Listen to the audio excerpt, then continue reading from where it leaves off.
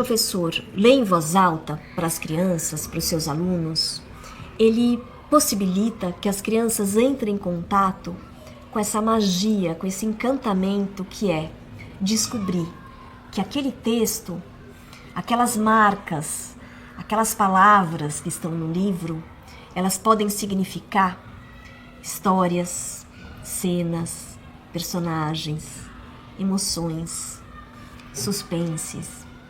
O escritor albanês Ismail Kadaré escreveu no seu livro Crônica na Pedra sobre a primeira vez que ele entra em contato com essa magia, ao perceber que aquele texto, que aquelas marcas, quando ele foi ler Macbeth, ainda criança, traziam cenas, bruxas, assassinatos, mistérios, batidas à porta. A gente precisa considerar que ler não é só decifrar o texto, né?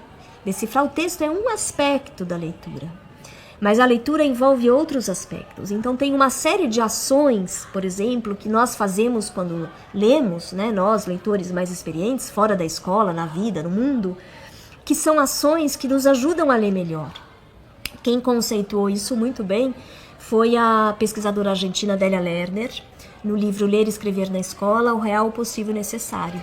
Ela fala da importância do professor, como esse leitor mais experiente, encenar a leitura na escola tal como ela acontece fora. Que o professor ele precisa ser um ator no papel de leitor. Ele precisa mostrar intencionalmente quais são as ações que nós, leitores mais experientes, fazemos, porque são ações que nos ajudam a ler melhor.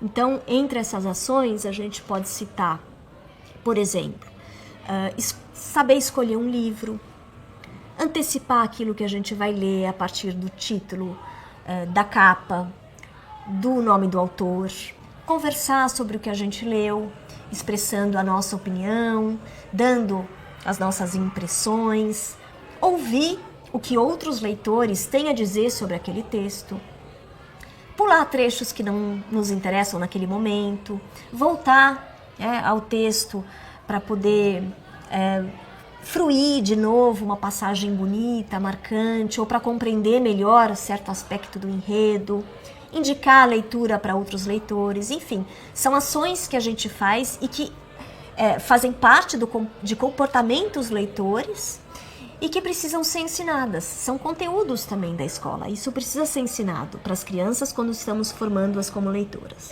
Gente, cadê o Max o Corajoso nessa capa? Aqui, bem na capa. É o gato. Tem mais alguém nessa capa? Algum outro personagem? Aqui. Quem que é esse aí? Mosquito.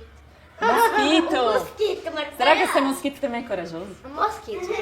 Vamos ver. Max o Corajoso. E a primeira página que aparece é essa aqui, ó. E o ninja corajoso. Ele tá dormindo. Ele tá dormindo. Na verdade, ele só precisa descobrir o que é um rato antes de começar a caçar. Vai ver que o rato está ali.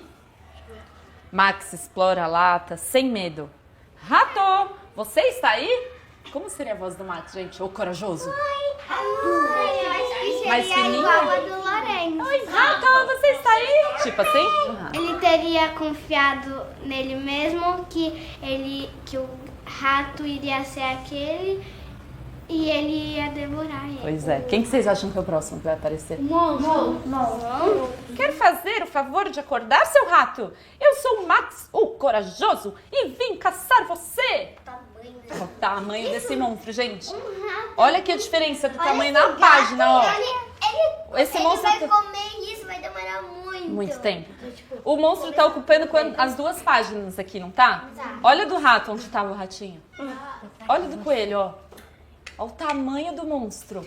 Outro aspecto que os professores precisam considerar quando leem em voz alta para os seus alunos, né, que daí já não diz respeito tanto às ações, mas ao planejamento dessa leitura, são a diversidade de textos que ele escolhe, né, para ler, a continuidade e a progressão. Quem fala desses três aspectos é uma outra argentina que se debruçou sobre a formação de leitores, que é a Mirta Castedo. Bom, então o que quer dizer cada um deles, né? Por que são aspectos tão importantes para se considerar no planejamento do professor? Em primeiro lugar, a gente vai falar da diversidade, que o professor precisa planejar leitura atentando para a diversidade textual. para os diferentes gêneros que existem no mundo da literatura. Porque a gente não lê os diferentes textos da mesma maneira, ou seja, não existe uma chave mágica, né, que abre um texto e vai abrir todos os outros. Os textos, eles convocam os leitores de maneiras muito distintas, né? Então, a gente lê os textos com diferentes propósitos, os textos são escritos de diferentes formas e a gente precisa saber coisas diferentes para ler essa diversidade textual.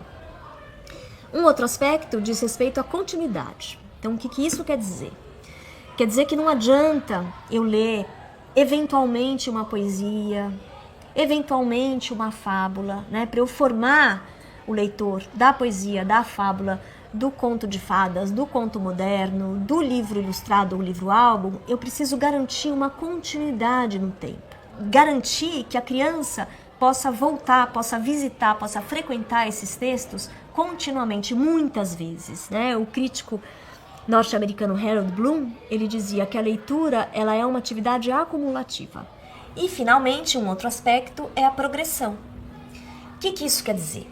Quer dizer que quando o professor vai planejar a leitura, vai fazer o plano de leitura com seus alunos, com as suas crianças, ele precisa considerar que as crianças precisam progredir enquanto leitoras. Isso significa que ele precisa pensar tudo aquilo que as crianças já leram, o que elas conhecem e em que medida elas precisam avançar, né? O leitor, ele precisa ir sendo desafiado na medida em que ele vai se formando, né? Então, por exemplo, um leitor de contos de fadas, né, ele pode ler os textos, né? Ele começa lendo aqueles textos que são os textos mais conhecidos, né, das crianças. Então, se ele está lendo o Chapeuzinho Vermelho, Os Três Porquinhos, A Bela Adormecida, ele precisa, à medida que ele vai avançando em sua escolaridade, ele precisa ir também conhecendo ou novas versões, ou outras histórias, né, ou contos de outros lugares, para que ele possa justamente ir avançando como um leitor dos contos de fadas, por exemplo.